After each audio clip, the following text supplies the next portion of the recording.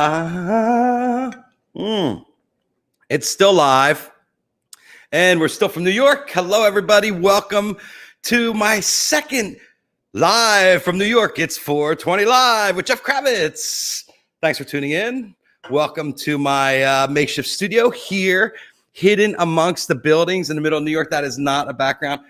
If I move out of the way, the blue sky pops in, but the lighting is very difficult. I'm challenged. I have a little sun. It's about to go down behind the buildings here, but I will squint through this. It's good to see you. Thanks for tuning in for another adventure.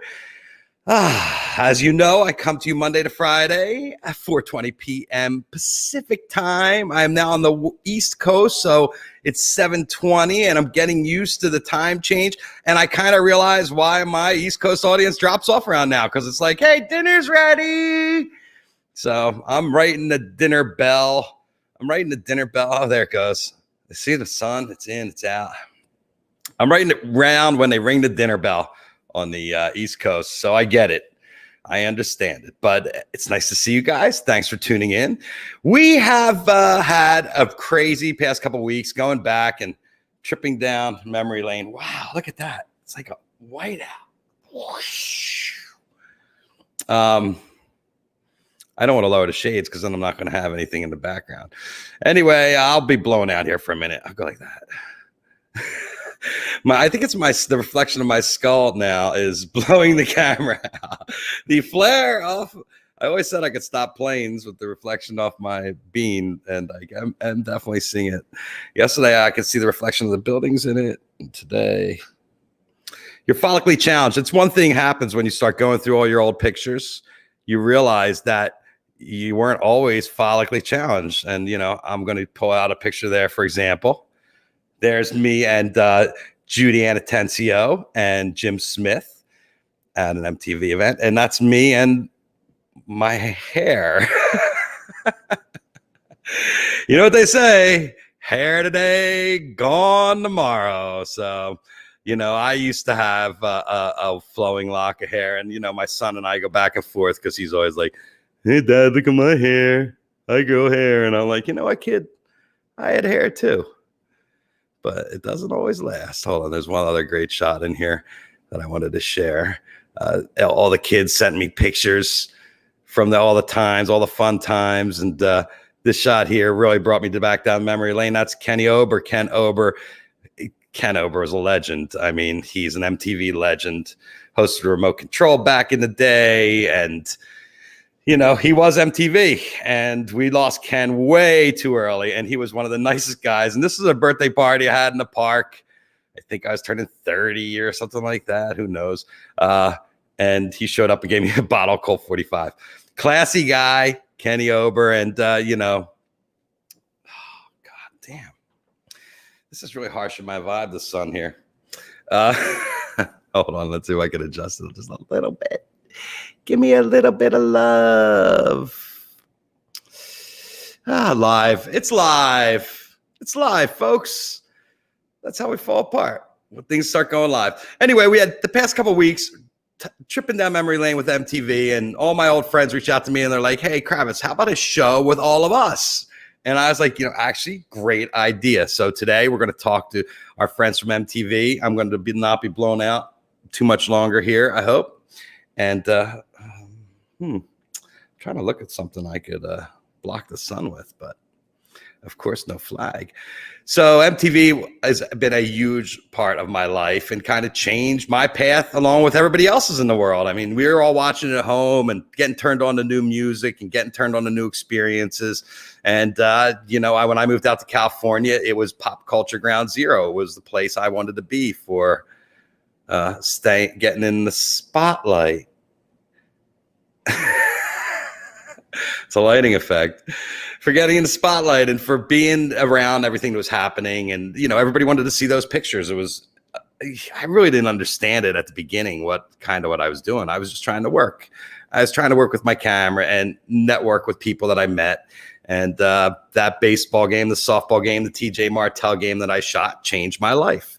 And it was one of those events. And it only takes one day, folks, for everything to either go in the right direction or the wrong direction. You know, you're hanging out and you're working and you're doing your thing. And the next thing you know, it's like, oh, why don't you come in? Let's meet, come in, let's talk. Or, you know, you get a phone number, you get it. Now it's an email. Now you can stalk people on Instagram, even better. You don't even need their contact information anymore. You can just stalk them on Instagram. And over the years, the people that I've met and the friends I've made have probably been the best and the most important connections that have happened to me, because we've all grown up together. We all came through this crazy time where we were making it up as we were going along. I mean, I literally think MTV stood for Make TV Up, because that's what they were doing. They were making great television up as it was happening. And on that fateful day, I met our first guest I'm going to bring in today, Judy Anatencio. She was working for MTV. She had Adam Curry out on the ball field, and they were switching the jocks. And it was, you know, get pictures out of all their new jocks, and Adam in the softball playing with the whole outfit on. It was a great picture. And Judy's like, hey, can I get some of those? And I was like, of course. And who are you? And who are you, ma'am? I think that's exactly what happened. I couldn't remember what the game was, but yeah. That's exactly. And we were looking for a photographer, and you were the perfect partner in crime. But you told everybody that I dug you up out of the sand next to Lucy, and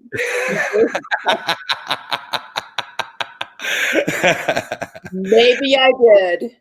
Well, what I said was you dusted off the Jersey sand, and you did. I mean, you know, it was a different era in those days, and Judy you were running around for MTV. Talk about how MTV came into your life. I answered an ad in the newspaper for affiliate sales, and I got the job. I was coming out of NBC Sports, and I wanted to switch to music, and then I did affiliate sales, literally calling cable companies around the West, in the Western United States, and saying, hi, I'm calling from MTV. What? Where? And asking them if they carried MTV. And if they said yes, I'd say, oh, how many customers do you have? And they'd say 200, 1,200, whatever. And I'd write it down, and then we'd go charge them. But that's how I started. And then when Sue Binford started the press department out in LA and sent Marty Von Ruden out, she said, I said, is he going to need some help? And they said, yeah, do you want to interview with her? I interviewed with Sue Binford, and poor Marty Von Ruden inherited me. And the rest was kind of history. And at that point, like, MTV was kind of New York based before they started. It was all New York based. All we had out in LA were affiliate sales and ad sales. And then Marty came out and started the press department. The whole idea was to get more attention to MTV and the other networks to the Western media, and then he started it. And then he went back to New York.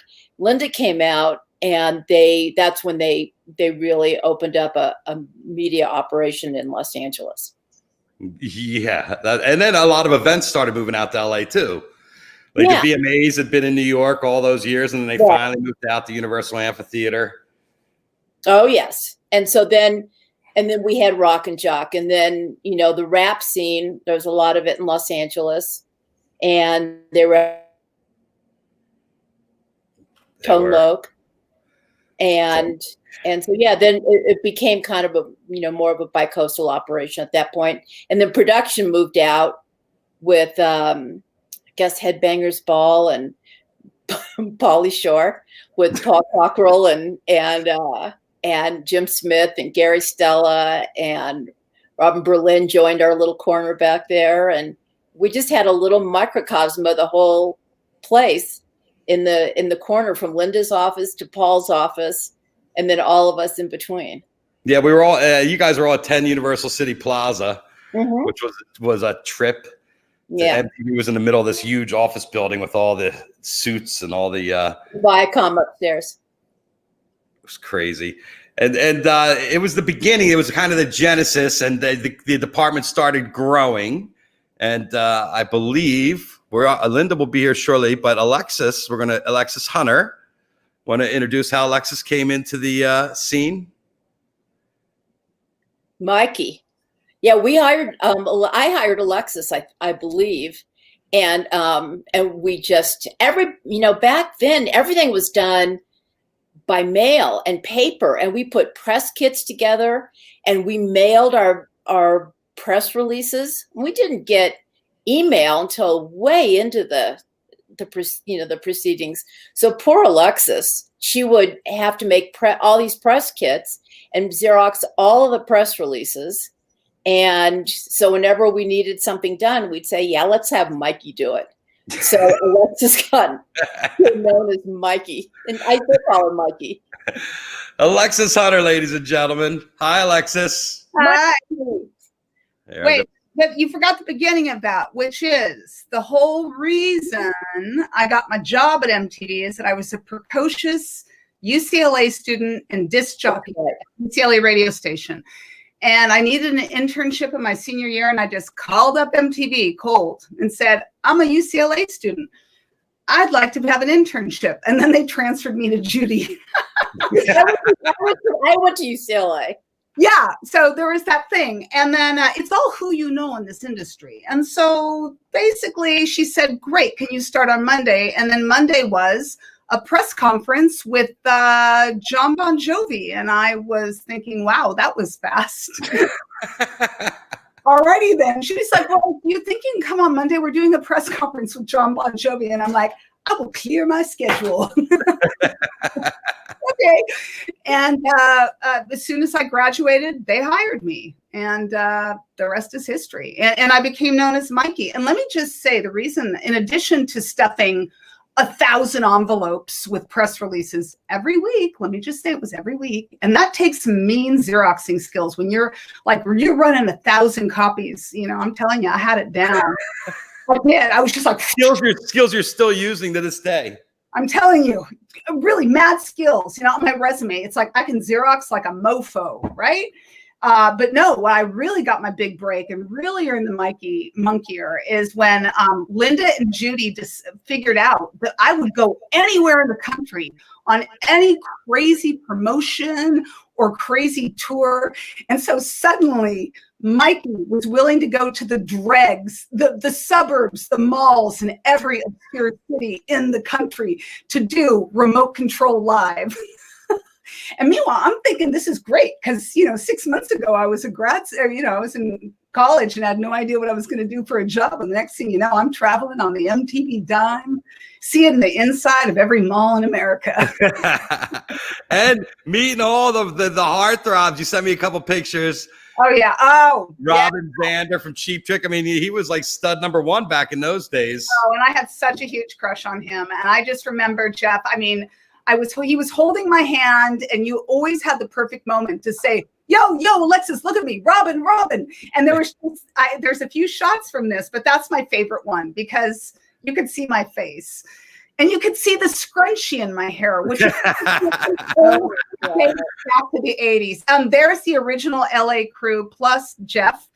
That's Judy Ann on the left and Linda, our boss, in the middle, and me looking like a giant next to me. Yeah, it looks like we're at the Christmas party. Yeah, it was the Christmas party. We made a crashy MTV Christmas party. I look like I'm a few cocktails into the evening. we had no fear. And this picture to me exemplifies the hair banger era. Oh my God. Guys. They got more hair than you, Alexis. Huh? They have more hair than you.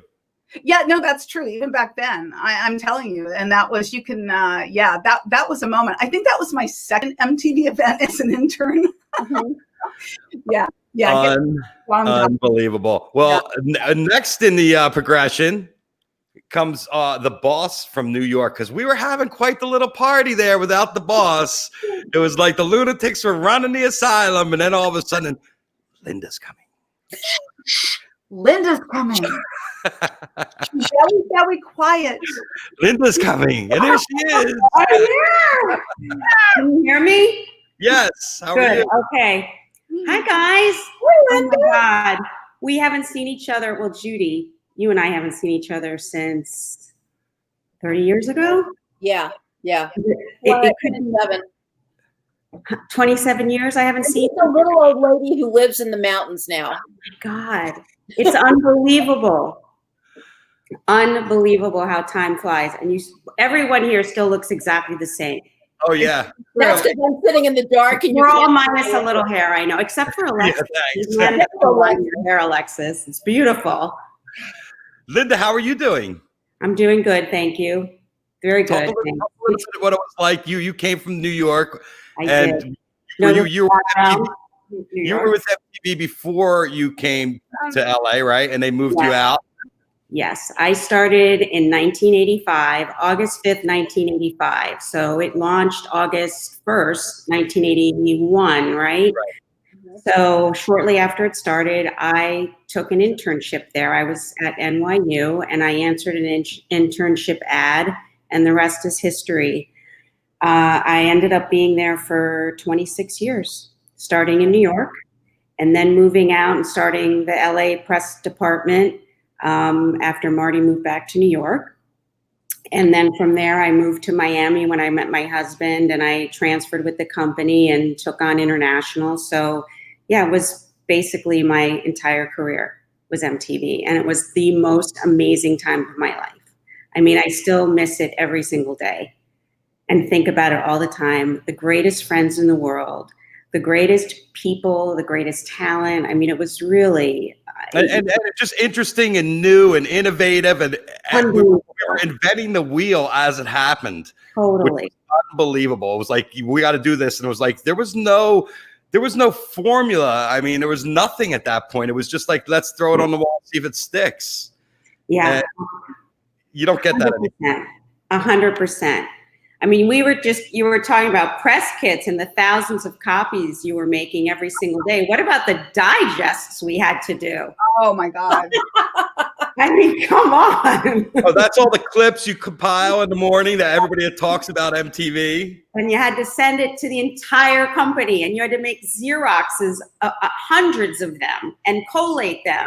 Yeah, Alexis, was that your job? Put them in inner office envelopes. And then but for a while, then we got computers. And these computers were old school. These were like your matrix computers with a black screen with the green type. And we were so excited because we thought, we don't need to fax or mail press releases anymore. The computer will do it for us. And my favorite moment with this, because we were so excited, is we sent out one of these blast computer things. We didn't know what to call them back then because, of course, we're still like trying to use a computer. And we get a call from the editor of Daily Variety, like a really big guy, like super important, so important, only Linda talks to him. Me and Judy don't talk to Maury Gelman. And the next thing I know, Maury Gelman.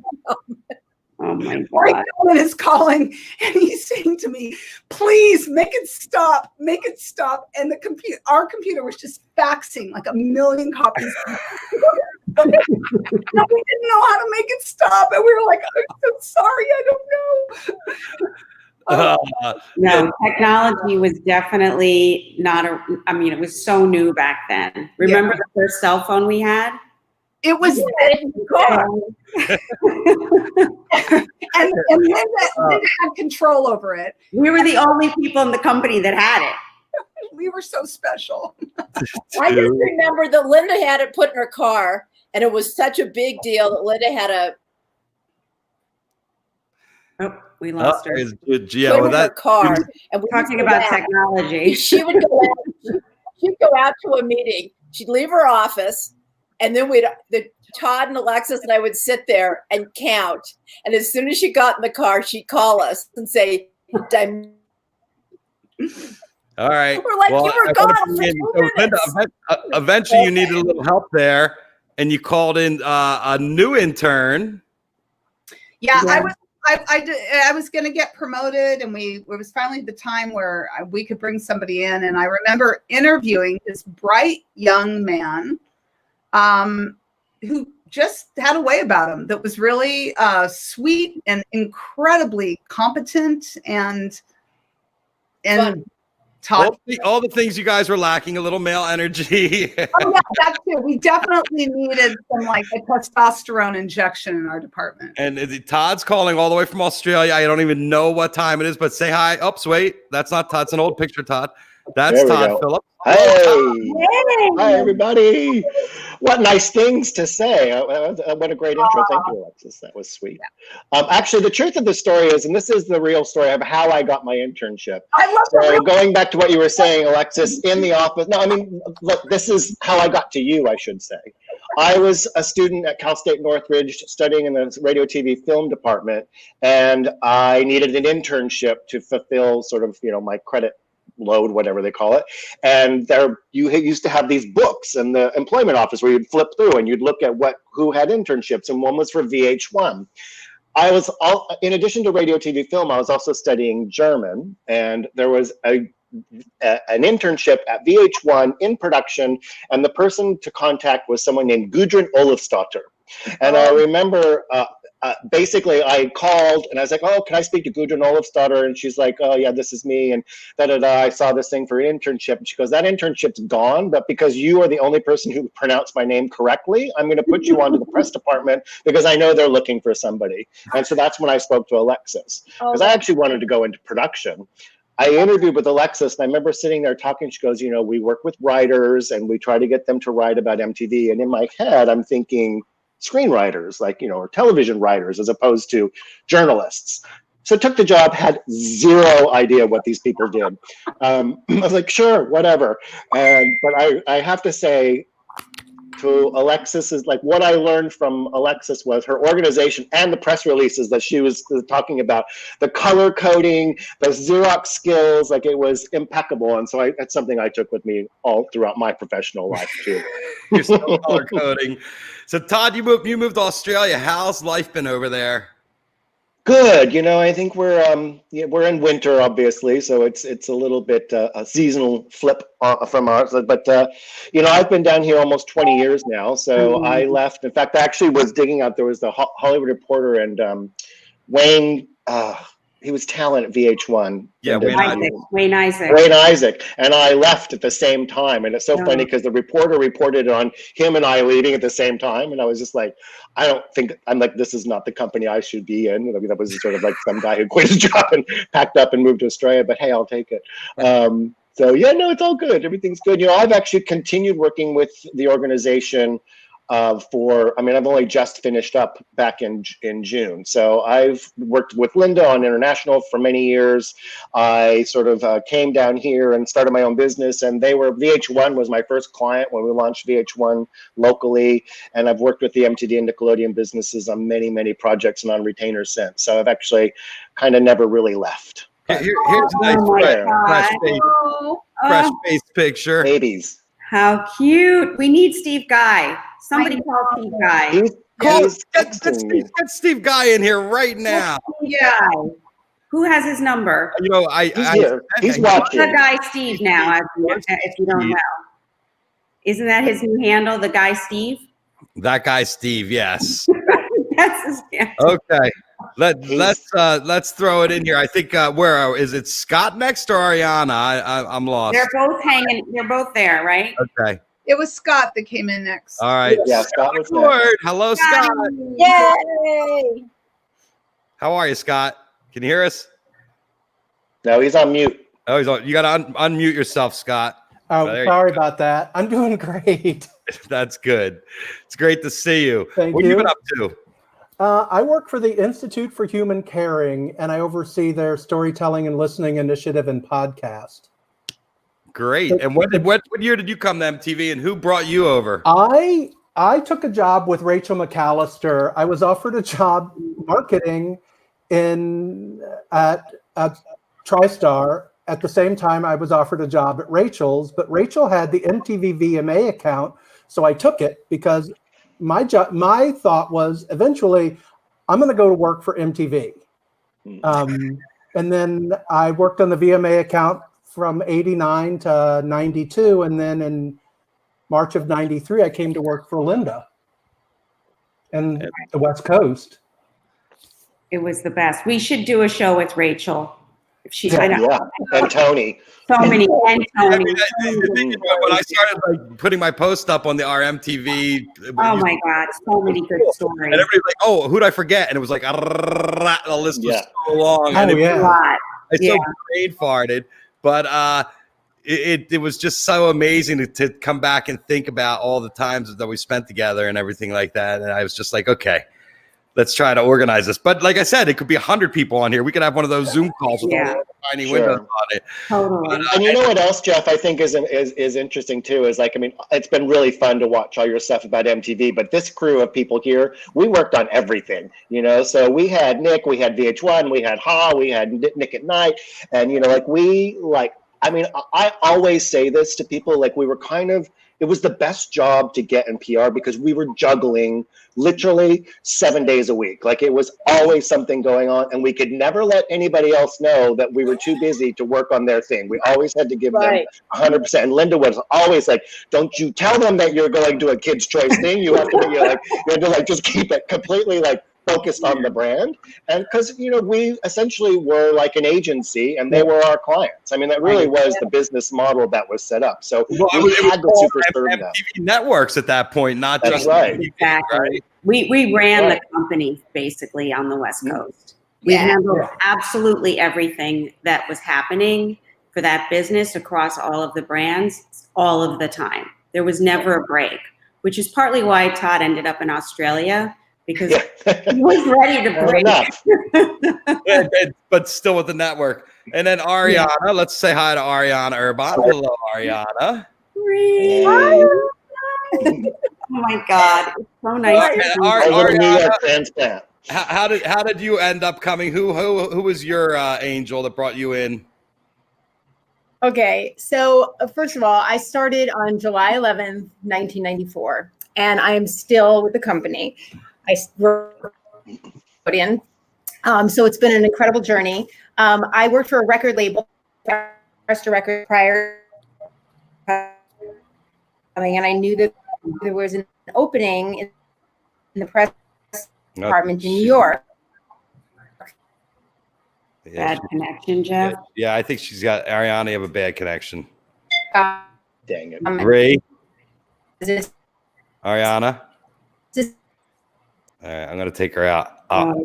Maybe when I kick her from the studio, she'll be like, "Oh, why did he kick me out?" And then she'll I can tell you the story. Actually, she started working for the company in New York for Tina Exaros. Yeah, she was Tina's assistant. I had then moved out to go, take on the West Coast office, and she wanted to move out to LA, and she approached me. And we worked it out where, she relocated to LA, and I don't remember what year that was. And she can come back, she'll tell us, but she's been in the company a really, really, really long time. Okay. And it was when I came back from Hong Kong is when she came. So it would have been like 94 maybe. I tried to tell it, Ree, but I might not have been exactly on point. What year did you come to LA? Can you hear me? Yeah. We can hear you. Okay. We lost you there. Oh, I don't know if it's tough to hear, but my microphone's a little funky on my Mac right now. So I went into this interview with with Tina Exaros, and I was pronounced like Reuters, and then I went to the bathroom after I was done, and I remember running into my friend Joanna Bomberg, who helped me get the interview with Tina. And I said, I know I didn't get it. I was super insecure. And then Tina was actually in the stall. And she was like, you did a good job, or you did fine. I'll be in touch. So at that point in July, I was hired as Tina's assistant. I know, it was so funny. I was really shaken up. And I worked in New York for 2 years in the MTV press group, and we did, it was like my first job or second job out of school.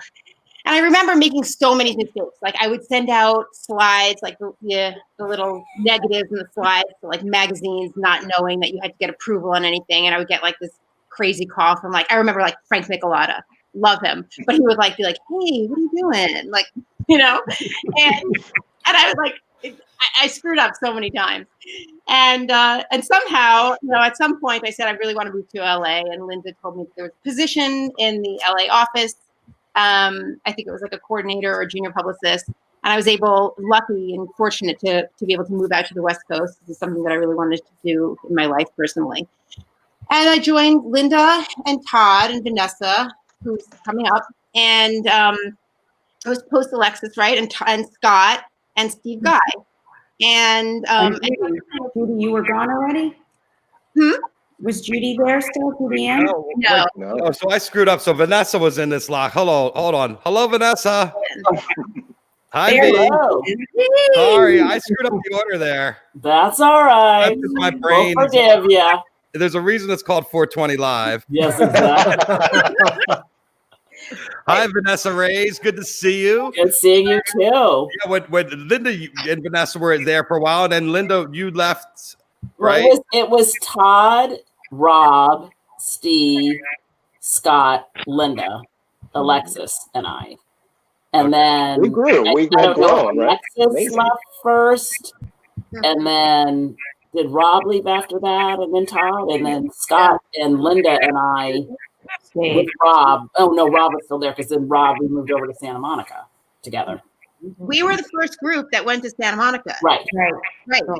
Yeah, but Judy and Alexis were in You wasn't in 10 UCP though. Were you in 10 UCP? Yes, I was there for like a few months. But I can tell you, we moved, I think, in March. I moved in 94, and I think was it 95? No, it was 99. I think we were there for a couple of years, no? I don't remember. I know we were there for a while. I mean, All right. Well, you know what? Let me bring Steve Guy in, and then because I can only have 9 on at a time. Steve Guy. Hi, everybody. Hey. Hi. This is I heard we were all LA meeting on at West Rockies Coast. for a hamburger. So You're out for hamburger? Oh my at God. Rockies, yes. Guy. I've been watching the whole time, and You're this so group adorable. here is so incredible. Some of the best years best years, yeah. to be with the most talented people who always got things done. Aw. Yeah, like amazing. I mean, like literally, like I was just telling somebody the Choose or Lose bus, which obviously we're coming on an election year, and you know MTV's not even a voice in the conversation, which is unfortunate. Yeah, no, I was so lucky, so I know that especially how I got this job, because I had just graduated from UCLA as well, go Bruins, and I knew the only company I wanted to work for was MTV. They were doing the most innovative, interesting things. And so but I only thought I didn't know they had a presence in Los Angeles at that time. So what I did is, was a friend who worked for Disney, and there was a gentleman who was sitting next to us. And when my friend went up to go to the restroom, he said, "Excuse me, does your friend work for TNT?" And I said, "No, he works for Disney." He goes, "Oh, okay, great, thank you." And so the friend came back and I said, "I think this gentleman knows you." And he said, "Yeah, hello." And they started talking, and that person was Todd Phillips. And Todd Phillips, and I said, "Oh, wow, I am looking for a job. You work for MTV. Are they here?" And he said, "We just set up an office in Los Angeles." And I said, "Well, I am looking for a job. I would love to take the role." So I got the incredible opportunity to interview with Linda Alexander, an ominous figure. Yes. Even though she's not this tall. And it was an incredible opportunity. I think there was a ton of people looking for the job, and I was able to get it. My very first day was the 1992 Video Music Awards at UCLA, and I was able to escort Fart Man around. Howard Stern as Fart Man. But it was jumping into a big pool very quickly and trying to figure out how to swim. And there were a lot of people around, Judy and Alexis and Todd and Linda all helping. And then the team grew once I joined in 92. Can I add something here too, Jeff? Because Judy talked about it right at the beginning, which I think is really interesting. And in that move from 10 UCP over to Santa Monica, we had Robin Berlin and Lisa Berger and Stella and Cockrell and Greg Johnston. And like, this was when, like how you started this, MTV would do anything. Like it was, whether it was Pauly Shore or Rock Jock or Headbangers Ball, or then you started to have like The Real World, which, Alexis was the San Francisco cast, which literally changed the way I think we look at the world. Like these things had the impact that they had. And when, whether it was Lisa Berger or Brian Graydon, when they started investing a lot more and putting stuff out in LA, the ability for our hands to be on these things, like that's actually such a privilege. This is just, these things just don't exist anymore. And I remember Vanessa, when we got together maybe 2 or 3 years ago, we all went out to dinner, and you said, you posted something on Facebook and you said, if you heard about something in the 90s, these people probably worked on it. And you think, you know, it's so true. Like that was, what a privilege for us as PR people to be part of something like that.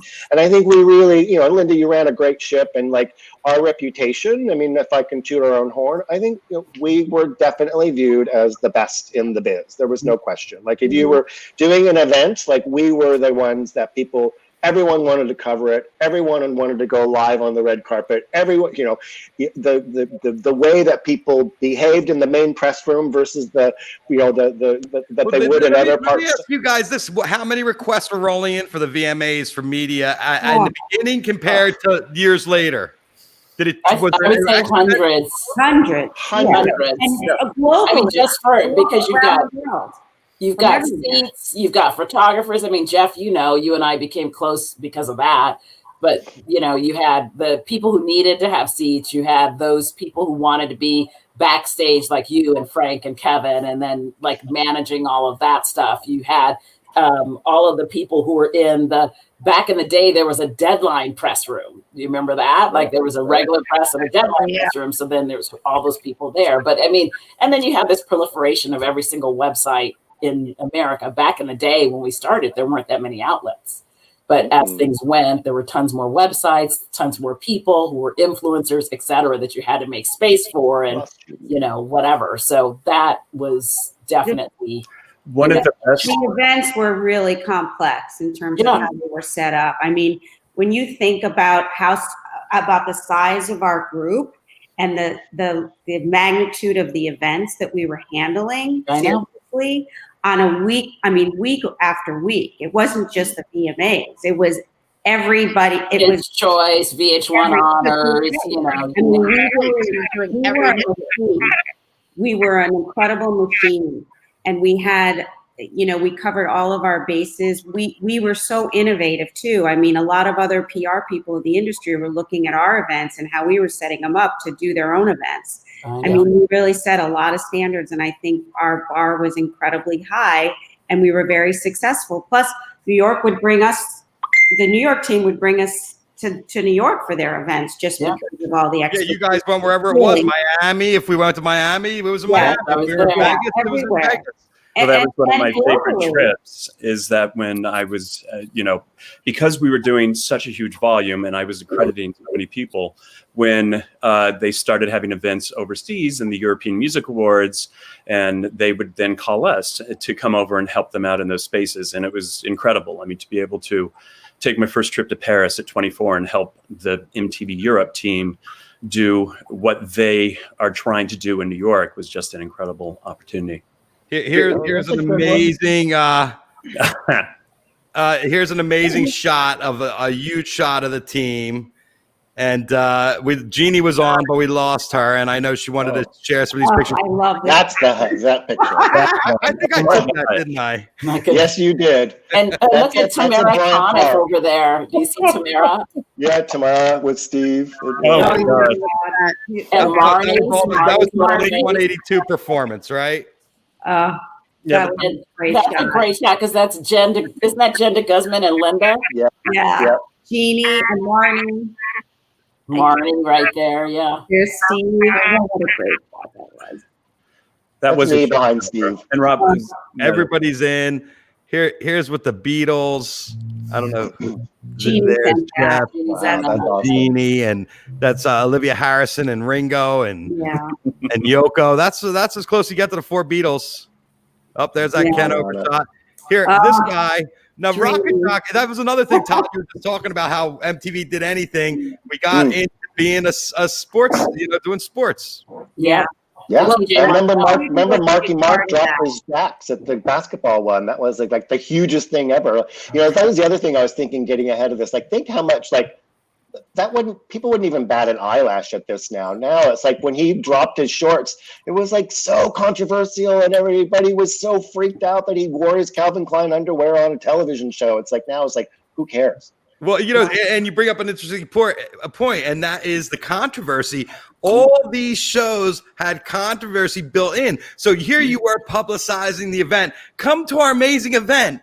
And then some celebrity would shit all over it. And then you guys were dealing with that for the next 6 months. Yeah, that was like I was actually laughing too. Again, I saw something about Britney Spears, and it was like someone who, was it on your show, Jeff, where they were doing this, they put the snake on her. They were the person who introduced her to the snake. Right. And I was thinking, I remember the Daily News, the headline was bra ha ha, like because she appeared in what was pretty much a bra. And it was like, people were freaking out because it was primetime television. It's like, today, please, like this just doesn't even, I sound like an old person, but it's so funny how we push the needle so far, we push that envelope so far. And Alexis, and you and I, we are at the front line of those phone calls when we get the campaigns against particularly the cable operators in small towns in Ohio. Sorry, not Ohio, because that wasn't, that's Nebraska. All right, so let's Utah. go around. Let's go around the horn. I want to hear everybody's favorite shit show moment that they had to deal with.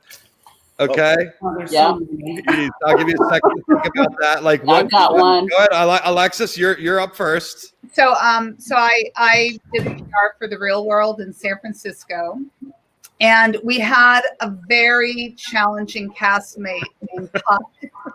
And that was a little crazy, just trying to manage this really out of control personality when I have a bunch of reporters that came to sit in the control room to watch the show be filmed behind the scenes. And you just never knew what was going to come out of this kid's mouth. You just never knew. And I'm just backstage, like white knuckling it, like, oh God, please. Oh, please don't say anything awful. And then when he did, because he would, then trying to, reel back, explain. I don't know. I don't know if that was just one moment or an entire filming season. Whole year. As long as he was in the mix, like anything could happen, and it did. And so that kept me on my toes for sure. Well, Real World, the problem was all of a sudden you were dealing with people that weren't famous, that all were locked up for a while. And then after they were locked up, they became incredibly famous. And then you had to deal with these people trying to deal with their fame and all the reporters. I just saw one of the cast members on Botched last night. Oh, really? Oh, yeah, Flora from Miami. Who was it? Flora from Miami. Her boobs were a mess. Oh my gosh.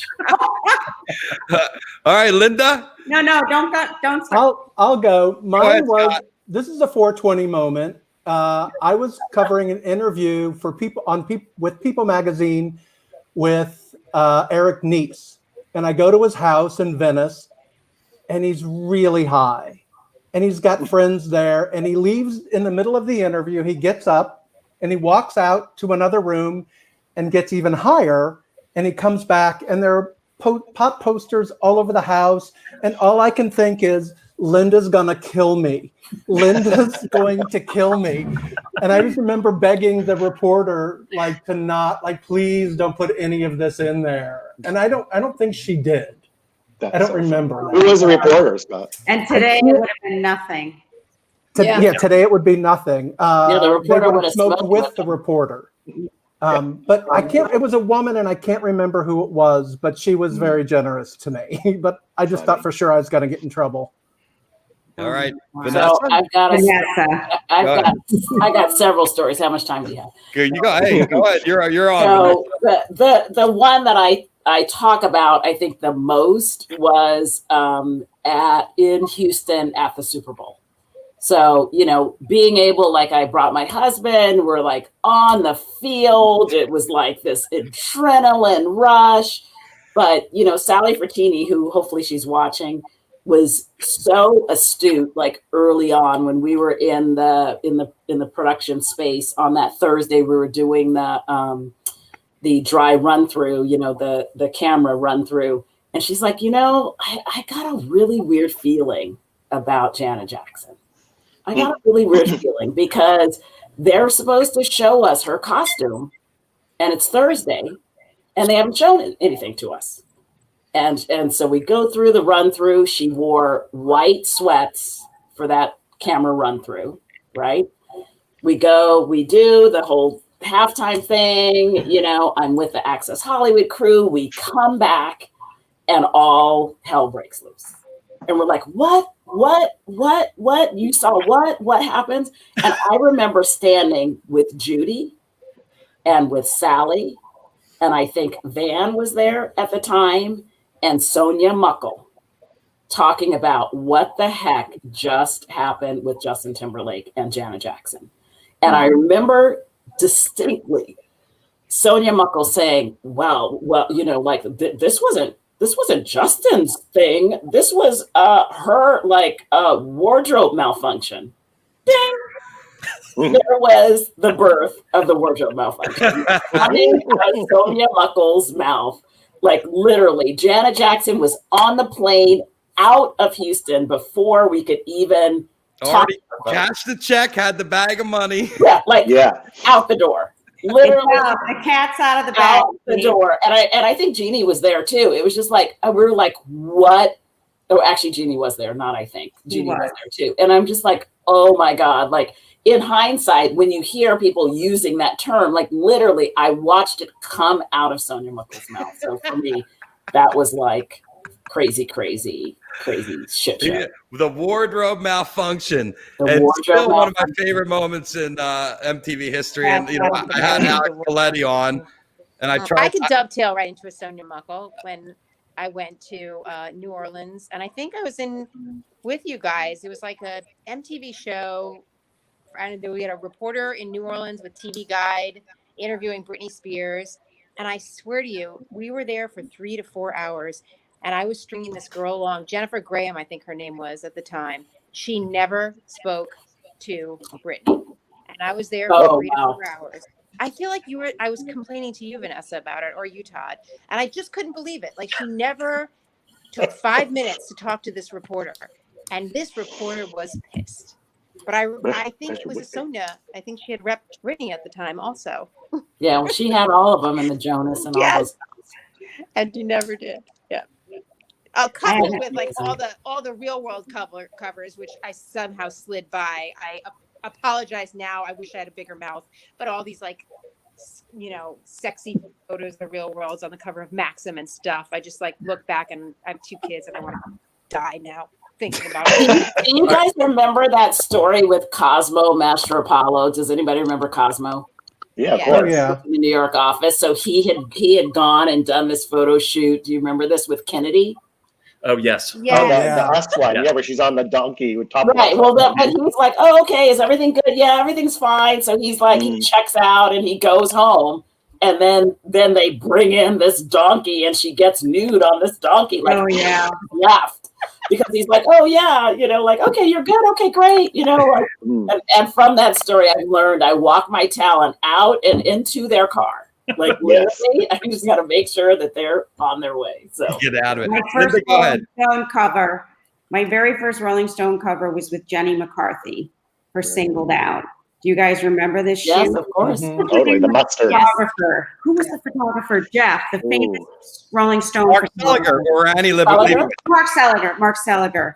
We're on the beach in Santa Monica. I'm super excited about this. It was like a big career, like, you know, accomplishment. And Jenny, he's charming her. He wants her to be as sexy as she can be. And I'm getting really, really nervous. We're in the trailer. She's trying on all these bikinis. And then he's like, listen, I want you to have a hot dog. And I want you to have mustard. And you're in your string bikini. And I'm getting so uncomfortable with what's going to happen. And I'm calling New York, like, guys, I'm not sure about this cover. What did we agree to do? Because they arranged it and I was covering it. And I know she's prancing on the beach. I mean, the cover's out there. So it's a famous cover. It's sexy and hot. Cover with mustard and she's spraying it all over her chest. I thought, oh my God, I am out of a job tomorrow. For sure. It was, I mean, today it would be nothing, of course, but that was a scary moment. And then right when I moved out there in August, this was the year that, you know, MTV was going to name Michael Jackson the King of Pop, which was a very big deal and a big negotiation between Michael Jackson's camp and MTV. And literally 5 minutes before they needed me to be there, Lisa Silfen called me up and said, I need you to meet me. I'm flying in right now at Michael Jackson's studio in Studio City with Tom Preston. He's going to give Michael the King of Pop Award. Okay. So I get there. The studio is probably 100+ degrees. It is so hot. It's August in Los Angeles in the Valley. It's so hot. I couldn't believe it. And he's nowhere to be found. And the fireplace is raging. And Lisa and I get there and we're just like, what is going on? It's so hot in here. How can Tom come in here and do this interaction with Michael? And it's so hot. Michael comes in. He's wearing a red vinyl suit. It's so hot. Like, we're all dripping. Tom has to step out. He's dripping. He's sweating. It's terrible. He's in a red vinyl suit, cool as a cucumber, totally comfortable, polite, walks around, introduces himself, and we're dripping in sweat. It was the most bizarre, surreal experience. That was tell me that he was dead. Who knows? Years. It was just a cadaver. The chamber. All right, Judy, do you have a story for us? I think of all the, even there were some crazy ones. I always remember my first VMA. I was so excited, and I wore a really pretty blue dress. And I always remember thinking that I'd finally, this was a big moment for me, in that main press tent. And I go up to Steven Tyler and introduce myself as he's coming in, like he needs to know who I am. And I said, hi, I'm Judy Atencio. And he looked at me and he goes, you look like fucking Princess Diana, Princess fucking Diana in that dress. And I was like, horrified, because I thought I looked really pretty. And even he kind of laughed. And I was like, okay, I don't think I dressed correctly for this event. I don't think this is what they wear at MTV. But my favorite is the MTV VMAs when George Michael was getting the Video Vanguard Award, I guess it was. And Madonna was performing, but Madonna was also going to present him with the award. And the marching orders that Kravitz and I had were, you have to get them in a picture together, whatever you do. Carol Robinson to Linda to me, don't F this up, you guys. Get that picture. Eek. So Kravitz and me, I mean, those nights. And they've put George Michael upstairs in an unfinished, they were doing construction on the amphitheater that year. And there was this, remember, Jeff, it was like a, they brought us into an office, but no Madonna. So he's Rob, his agents up there with him. Kahane. Yeah. And Madonna's in the #1 dressing room at the front with the piano, all that. So I, being naive, went up the stairs to get George Michael to come downstairs and take the picture with Madonna before he gets the award. And he says, no, she needs to come up here. I said, no, well, there's no place to take the picture up here. Will you come with me to the first dressing room? No. So now I've got to go down and talk to Madonna and say, where can we take this picture? And Liz Rosenberg is like, no, he's coming down here. So I go back up the stairs and I said, Madonna's not coming up here. You need to go down there. And this is in quick succession up and down these stairs. And Kravitz is like, where am I going? Where am I going? I said, just stay with Madonna because something's going to happen with her. So I go up the stairs again, talk to him.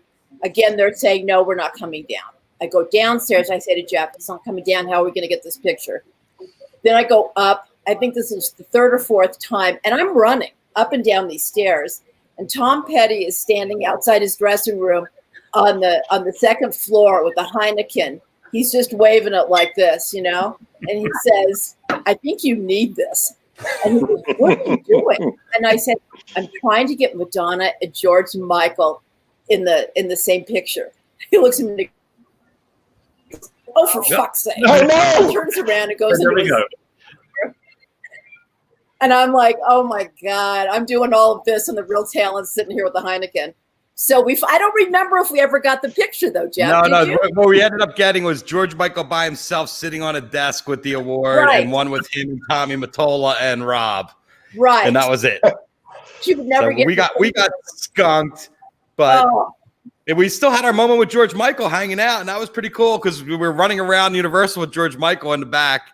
So I mean, and that was 89 or 90. That was really I think that was, but I was just like, I think I ran up and down the stairs of the amphitheater, I think up and down 4 times with my Betsy Johnson dress that Linda said would look fabulous because I was going to be just standing in a press tent. Instead, I'm holding it like this and running up and down the stairs. Classic. All right. There's only one person. I haven't heard Steve Guy. You got a story for me? You got one? Come on, Steve. You're up. So, my favorite stories, and I'll try to, some of the bus tour that I went on were a lot of escapades, but I'm making sure I'm thinking about items here. And mostly what I feel and remember is running in between places, much like Judy just described, but I can't remember what I was doing, but it was always to complete something because we had to get that photo going. I think one of those sticky stories where you're in a predicament is it was just after Michael Jackson passed away, and I had one reporter in a press room who kept asking the same question to every single person who came into the press room, and was creating just a narrative and a storyline. And I remember, Linda, you're like, we need to talk to that reporter. And so I went over and spoke to the reporter and said, you need to be asking some different questions. The only thing you're asking tonight is about the death of Michael Jackson, and it's really bringing down this press room. It's really depressing. Was it Fred Schuster? It sounds like a Fred Schuster thing. And walk her out. And it was just, and then she kind of negotiated. She said, this is crazy. But it was one of those things where I knew I was doing something that I was scared to death to do, and totally had the support and the backing of all those other people in the room, because we were there to create something that was positive and a focus on the entertainment that we were making. So that's just one small one. Another time is when I went off to Paramount Parks somewhere up in Northern California, and we were doing the Singled Out tour in Paramount Parks. And so they would fill these big stadiums full of people. And Chris Hardwick was along for the ride. And so I went. We had an Entertainment Tonight crew. But one thing that wasn't expressed to the crowd that was gathering was that Jenny McCarthy was actually not there to be on stage. And so Entertainment Tonight said, you need to go out and make an announcement. And this crowd, I went out and said, just so you know, Jenny McCarthy isn't here today. And the crowd just went crazy. We thought we were going to have a riot on hand. And I went backstage and I said, I don't know what to do with this. And she goes, you got to go out there and do crowd warm up. And so we started going out, and then I went back out on stage and I'm like, hey, Mr. MC, and started doing some sort of, I want my MTV chant. And the crowd seemed to pick up, and they captured the shot in Entertainment Tonight. And it felt like you saved the day. But once that was all over, we all really quickly exited, and we're a little scared. We got out of Dodge. Yeah, the Jenny McCarthy, she was a hot ticket. Well, kids. Do we have time for a story? Go ahead. Reed, how about the Snoop Dogg story? Oh. In the office, Snoop Dogg where he gave me a whole. Sorry, I had to go old school. Go ahead. I can't even say it. You can say it. So funny. He was doing an AOL chat, right? That tells you how long ago it was. It was an AOL chat, and he kept calling my line and saying, like, he wanted certain foods. He wanted, you tell it, Linda. He wanted fried chicken. He wanted fried chicken. He wanted Orange Crush. He wanted alcohol. He was an entourage. He wanted fried chicken. He wanted alcohol, and he wanted like Orange Crush or something. Crush. Yeah. Orange soda. He shows up to the office with all these people. We just have this crazy party. Exactly. It was very funny. And That was right at the end of 10 remember the UCP. Henley story? The what? The Henley backstage. Alexis, weren't you What with was the story with you and Alexis? I forgot that one. Yeah. Yeah, you tell it. What? John Henley? Yeah. Yeah, we were trying to Yeah, get he a was a fucking picture. prick. Hold on. Ah, Hold on. Wait. I just happen to have a visual aid. But we have But this two. was actually before he was a prick to me. This was unplugged. Wait, Linda, we have two stories. We have the one at the Video Music Awards and then we had, this is after we filmed MTV Unplugged with him. Right. And that was the after party for MTV Unplugged. But you guys were already buddies at that point, which is I had a major crush on him. Yeah. Yes, you did. Never a good. Well, go ahead. So you guys, at all of our shows, us and in the press department, we'd be responsible. Those of us who weren't working the press rooms were talent runners. So our jobs were to stand on the side of the stage when the talent came off. We'd say, Right. "Hi, my name's Alexis. I'm from MTV. There's some press people that would love to talk to you," and get them the hell back to the press room. So anyway, Linda was trying to figure out who was going to get Don Henley, and all of our radios are on, and Linda's saying, "Who's got Don? Who's got Don?" And Don, I don't remember who Don was standing next to, but he grabs grabs the walkie-talkie and goes, "This is Don. Who wants me at the press room?" or something like that. No, he wasn't that nice. He said, he said, "This is Don. Where do you fucking want me?" or something like that. He was just really So by the time that picture was taken, then after we filmed Unplugged, and that was the after party, you guys went way back. There was like that whole bonding moment that happened. yeah. You remember that? Do you remember the night at the Video Music Awards? Speaking of Snoop Dogg, and I was the one who was with him, and I was walking in from one tent to another, and I was out in the parking lot area, going from one tent to another, and the LAPD showed up to arrest him for murder, attempted murder, or murder. Oh, God. Oh yeah. Do you remember that? And I get on my walkie-talkie and said, I'm with Snoop Dogg, and the cops are here to arrest him for murder. What do I do? But you're 20. I wish that we had tapes of all the walkie-talkie conversations. That Oh were my God. That was so epic. It was Well, also, Jeff, I have one last story, and I swear to God, you know what? It's a 3-word story, and I Go think ahead. everyone will appreciate it. Hello, Cher. It's Linda. What about Linda? Jeannie just reminded me. What's your 20, Chewbacca? Chewie? Who has that video of Chewbacca? Who has the video? It was hilarious. I don't know. Classic times, guys, and it was so great to see everybody in one place. It's been way too long. I really feel like I time traveled today. Back to see awesome, the thank LA. you, Jeff. Thanks, Thank you Jeff. for I bringing love it every together. person on this screen. You guys are all amazing. Oh, I love you. Really? I love you guys. So great. We can't Bye. wait this long to get together again. Yeah, All right. live Thanks, reunion. guys. Yeah, we have to have a real live reunion once we get past all this. Yeah. All right. Come to Colorado. Come on. Yeah. Yeah, well, soon as we Okay. can come back to Red Rocks. Yes. There you go. Yes. Everybody All go Red Thank Rock. you. I'm going to say goodbye to you one by one. Bye, Ariana. Bye. Goodbye, Miss Judy. Bye, guys. Love you Bye, all. Judy. Bye. Love you too. Oh, We Jeff love left. you. I guess. I think say goodbye to the We rest should of probably us. say, we should probably tip to Rob too, since he couldn't Yeah, join. he wanted to be here. Goodbye, Jeff Kravitz. Yeah. Fucking idiot. Goodbye, Steve Guy. Good to see you. Thanks for joining us. Scott Accord, thank you so much. Bye. Bye, Scotty. And who do I got left out? Vanessa, Bye-bye. great See ya. to see ya. Alexis, love ya. Bye, Alexis. Todd, Todd. you're the man. Love the Daniel. Love you, Todd. And Linda, this was your idea. Bye, Jeff. It was awesome. Thank you so Thank much. you. Don't Our don't wait 20 years to do it again. Don't worry, I won't. And our best to Gene and everybody down there in Thank Florida. you. Appreciate that very All right. much. Be Take safe. care. All right. There you go, folks. a beautiful, self-indulgent trip back in memory lane, and I just loved seeing all my old friends and brought a little tear to my eye. You know, I got to admit, just seeing everybody again, and you know, having to deal with all this crazy lighting here in New York, just trying to make that wrong way.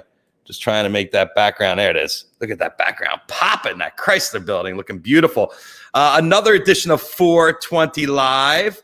A couple show notes. You know, I am possibly heading out of internet range for the next couple days. So there's a good possibility that this could be the last show of the week. But I will keep you informed on the socials tomorrow when I figure it all out.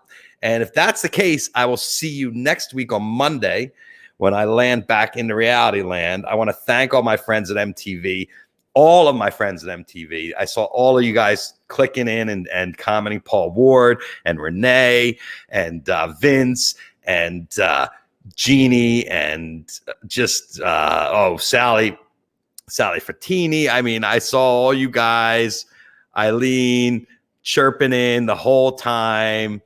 Sorry, Josh, we never got to the Neil Young in his notes for you. But Andrew Perry, I mean, these, you know, this is our squad, all the people that Dan Martinson, Paul Ward. I mean, these are the names. These are all the people that I wish I had enough room on that screen to put 100 people. That was a random. Lionel, Max Passamonte. You know, we worked with Lionel on all the shows, and I can't find, I think there was one more on there I was looking for. But anyway, thank you all so much. Peace, love, happiness to everybody out there. Here's the 420 hug. Can't wait to hug you all in person. Have a great day. We will see you back here maybe tomorrow, maybe not. If not, have a great weekend, and we'll catch you next week. Thanks.